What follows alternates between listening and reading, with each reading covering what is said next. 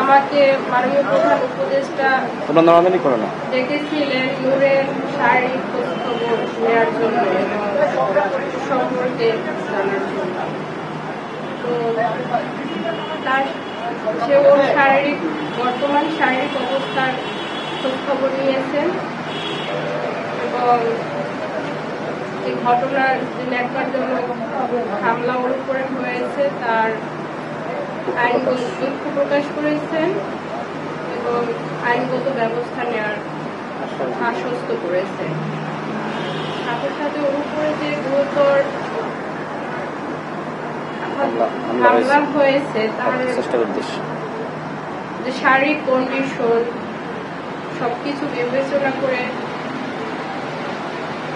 বিগত দিনেও যে তার উপরে আর এখন বর্তমান অবস্থা সেটার উপর বিবেচনা করে ওকে বাহিরে উন্নত চিকিৎসার ব্যবস্থার ব্যাপারে তারা আশ্বস্ত করেছে। বিদেশে নেওয়ার ব্যাপারে স্পেসিফিক ডেট বা নির্ধারণ করা হয়নি,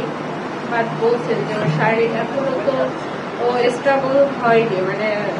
যাওয়ার জন্য তো মিনিমাম একটা ওর যে শারীরিক কন্ডিশন এখনো গতকাল বিকেলেও ওর আবার মানে গতকাল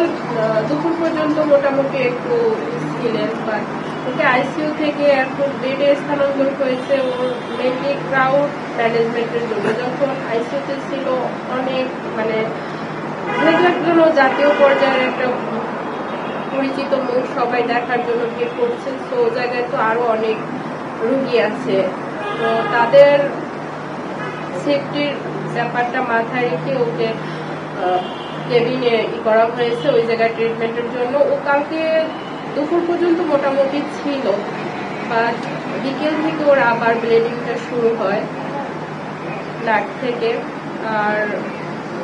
রাত 12টার পরে আবার বমি বমি মানে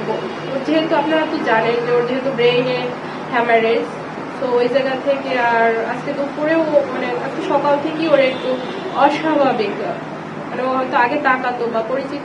কাউকে দেখলেও কথা বলতে চায় বা চাইতো, বাট কথা বলতে গেলেও হঠাৎ করে স্ট্রং হয়ে যাচ্ছে, কথা বলতে ওভাবে পারতেছে না। তো এই জিনিসগুলো বিবেচনা করে শারীরিক অবস্থা থেকে তারা উদ্যোগ নিবে। এখনো শারীরিক অবস্থা স্টেবল, যার কারণে